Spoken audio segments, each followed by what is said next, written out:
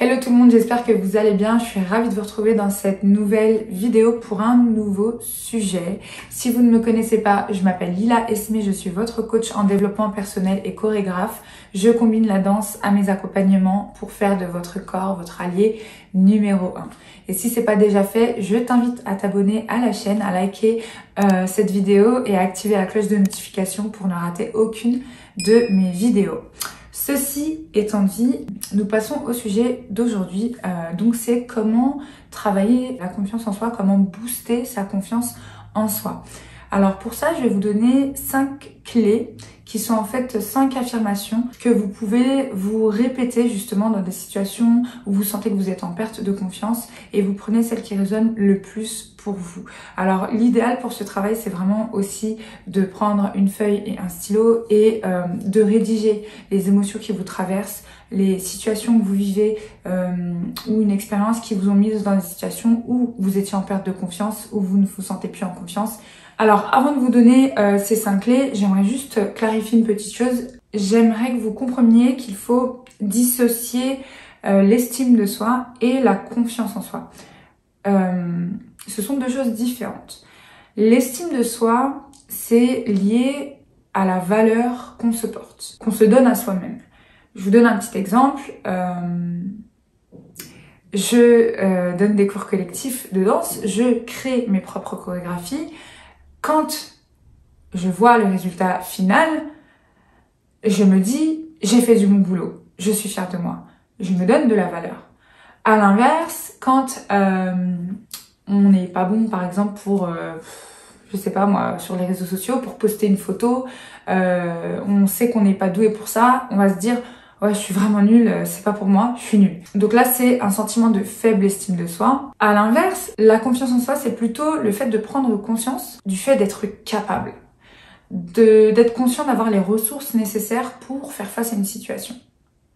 Et ça, c'est vraiment quelque chose qu'il nous faut au quotidien parce qu'on est amené à faire face à plein de situations qui peuvent être très positives et tout aussi négatives. Alors, je vais vous donner quelques points clés, 5 points clés, mais sachez qu'il en existe vraiment plusieurs et c'est peut-être pas la meilleure méthode, mais c'est une méthode que vous pouvez appliquer si elle fait sens pour vous. Alors, première affirmation, c'est vraiment de se positionner et de se dire « Je suis authentique, je suis honnête avec moi-même ». Malgré le jugement que les autres peuvent porter sur moi. Alors, pourquoi c'est important de rester authentique et de rester honnête avec soi-même? Tout simplement, c'est pour ne pas vous perdre, ne pas vous tromper. Restez fidèle à vos valeurs et à vos positions. Je sais qu'on a tendance à vouloir bien faire pour plaire aux autres, malheureusement. Mais c'est pas forcément la meilleure méthode. Et donc, l'exercice, en fait, c'est vraiment de se dire « Ok, bah en fait, je vais pas plaire. » Mais j'accepte de ne pas plaire. C'est ok en fait, parce qu'on a toutes et tous différentes réalités, différentes perceptions de la vie, différentes opinions, etc., etc. Donc c'est ok de ne pas plaire. Donc aujourd'hui, je suis authentique, je suis honnête avec moi-même et j'accepte de ne pas plaire à tout le monde. En numéro 2, j'accepte la critique. On est confronté à la critique, qu'on le veuille ou non, et ça peut être tous les jours, donc que ce soit positif ou négatif.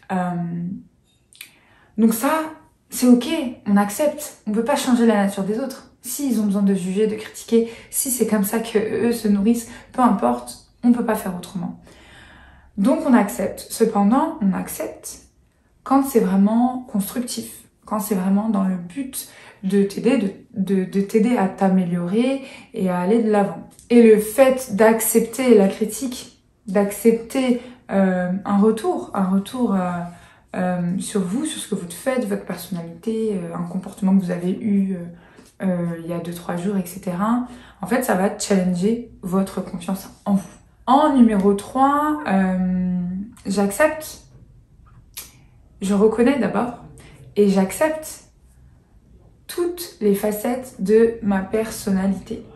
J'accepte qui je suis, j'accepte tout ce qui englobe ma personnalité, que ce soit les aspects positifs comme les aspects négatifs, que ce soit mes qualités ou mes défauts, que ce soit mes zones de lumière comme mes zones d'ombre. Nous sommes des êtres humains, nous sommes tous à peu près faits de la même manière, on a tous des parts d'ombre en nous. Et c'est ok, c'est normal. Et ça, faut l'accepter.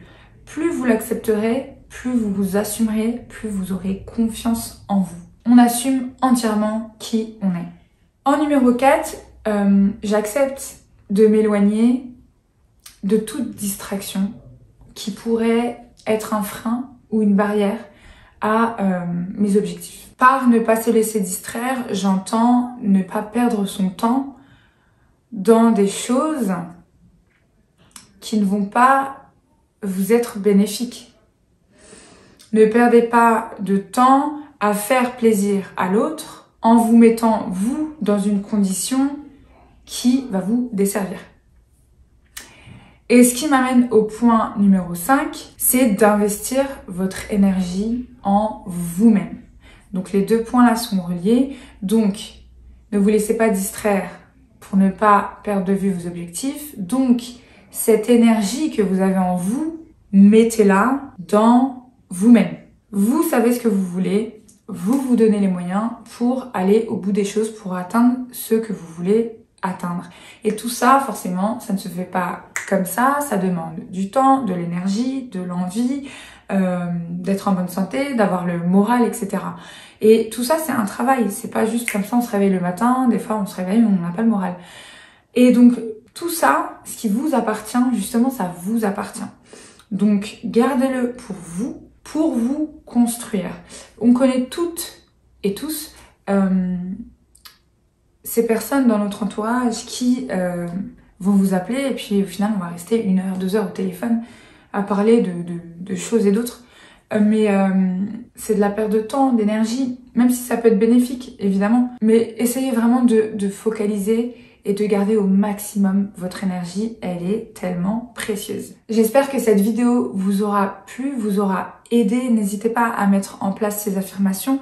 Vous pouvez le faire le matin au réveil, le soir en vous couchant. Faites-le si vraiment ça résonne pour vous, si ça fait sens pour vous.